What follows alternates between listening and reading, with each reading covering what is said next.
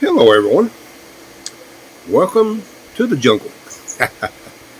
uh, it's a beautiful day here in the Philippines, and hopefully, I can give you some information today. I've been noticed comments over time. I've been asked this several times, and I did a video once before on this, but it's been some time past. Now, I want to inform you. This information is actually 8 years old, maybe a little older than that. It concerns children born abroad in the Philippines with an American father. Now, there are a few steps involved in making this child eligible for Social Security. You have to do what they call a CBA, child born abroad. This applies to U.S. citizens. Again, this information is not 100% accurate. I highly recommend, if you have a child in the Philippines, or if your girlfriend or wife is pregnant, please contact the embassy for current information and requirements. It's not a complicated process, but it needs to be followed in exact order, and all this information has to be sent to the embassy. Now, first thing you will need, your girlfriend or wife needs her passport. Now, in this process, they're going to need a birth certificate. I highly recommend when you do that, get 5 copies, NSA copies, because they won't accept photocopies. The only photocopies they will accept are of your documents, your passport, your birth certificate, which that's a requirement too. They want your bio page and your entry page, and if you happen to be a resident, they want to see that resident stamp, and they want a copy of your permanent resident card, I-card as most people call it. You will need all this.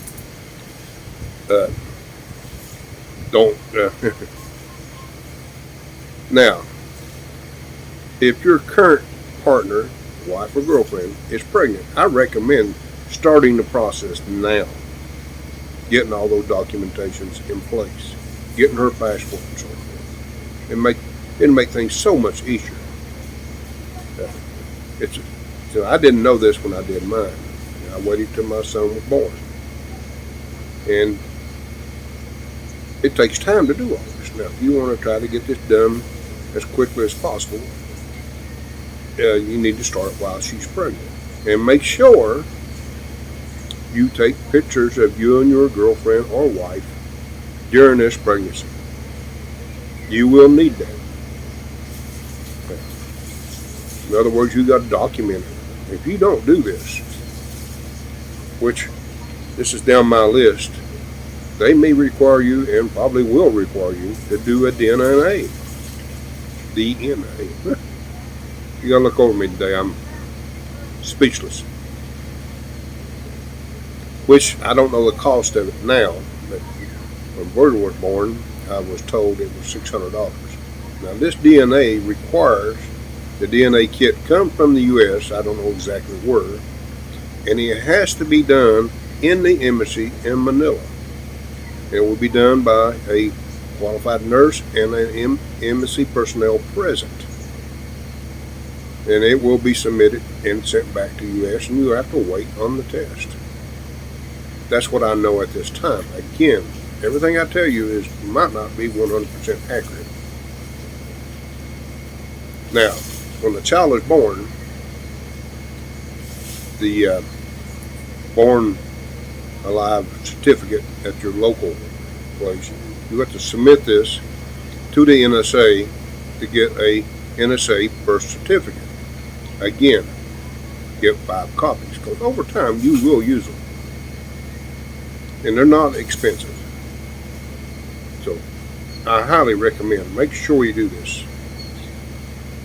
Now, you will need to apply is here for a passport for the child. It's required. At least I think it is now. I mean, again, this information is 8 years old. I'm going by what I experienced personally and what I can remember.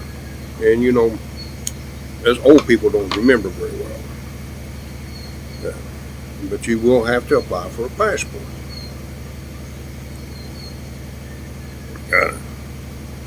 Now, you don't have to be married to do this. It just makes it a little bit more complicated and probably will end up being a DNA done. And the child needs to be you need to be listed on the child's birth certificate. If not, it will complicate things. And I don't know the procedure to correct it. I apologize for that.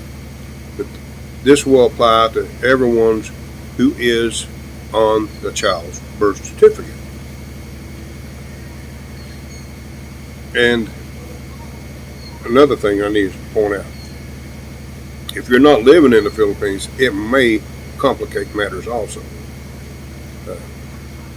So you're living in the U.S. and your girlfriend or wife is in the Philippines. I don't know the procedure how to do this. So you'll need to contact probably the embassy to find out what you need to do, if it can be done. I don't know.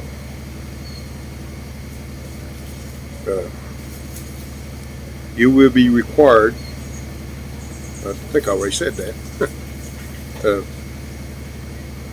I lost my spot.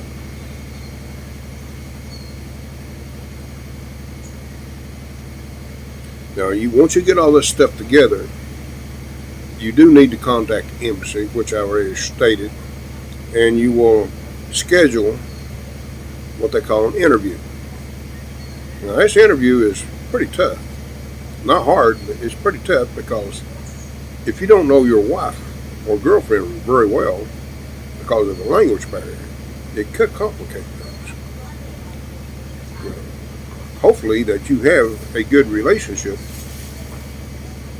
with your spouse or girlfriend, and you can know things, because you will be interviewed separately.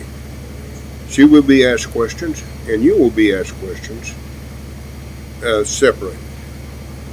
And the interviewer will also interview neighbors that's nearby. So I suggest, if you live in a community, you need to get to know the neighbors, and they need to know that your wife is pregnant and y'all are spending time together, living together and all this, because this will reduce complications. Because this is part of the interviewer's job to determine if that child is yours. And you know, if he's not convinced enough, there goes the DNA. Now, I didn't have any issues. Me and Grace, we'd been married for over 4 years. 4 years at the time. Over 4 years. So it wasn't complicated. We knew each other well enough. We could answer questions without hesitation. So it went through very smoothly.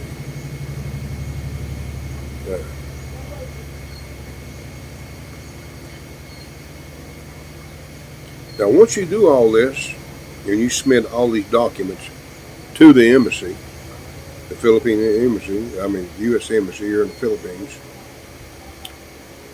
when you get your documents back, now you will be sending your passport with copies and so forth with it, plus your wife's passport and your child's Philippine passport. These documents will be sent back to you. All the originals. You got to send all originals. You know, that was kind of spooky to me. And you'll get them back. And at that time, if I remember correctly, you will be issued a temporary Social Security number for the child. Remember, I'm going to stress that, temporarily, because it was something that caught me off guard. I didn't know it was temporary. And I waited a couple of months, See, once you get this temporary Social Security number, you will need to open up a bank account. Now, you can do this in your name or your spouse or girlfriend's name. Now, I did mine, Virgil's in Grace's name for several reasons. I'll tell you in just a moment. Now, to open the account, you have to inform the bank what you're doing.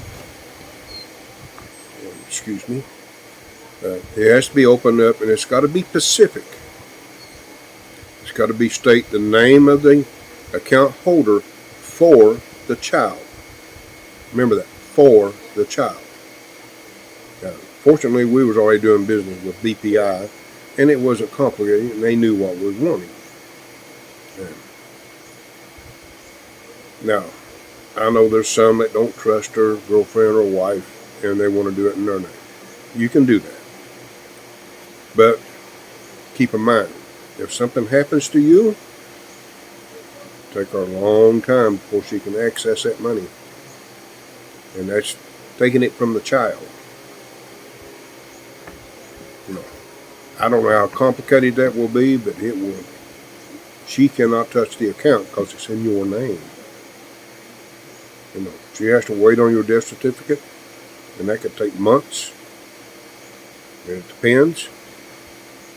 And then she got to submit, I don't know what kind of forms and so forth. And you probably type in more months. You just want to make things very complicated for your child. So I recommend doing it in the mother's name. Of course, that's up to you.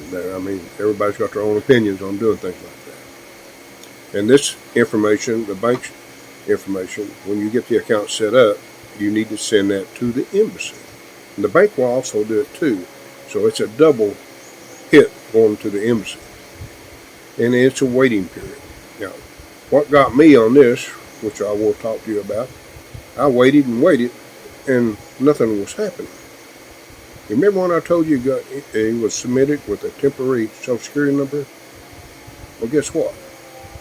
You got to send all these documents back after the account. I didn't know this. I contacted the embassy, and they didn't tell me what I needed to know. So I ended up calling Social Security, which I had to call at night, as you know. At that time, I used Skype. I had a U.S. number at that time. And unfortunately, I got a hold of a very nice lady on the other end.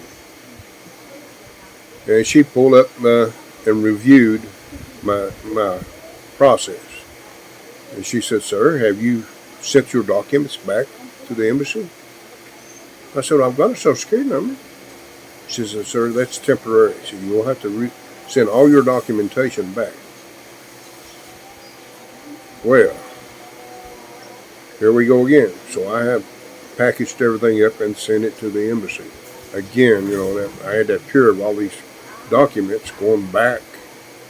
Here in the Philippines, you get this gut feeling you're going to lose everything. And it's difficult to get this stuff back. It's not the cost, it's what you have to do to get it. So I sent all this documentation back, including all the picture portfolio and everything that I had submitted the first time. And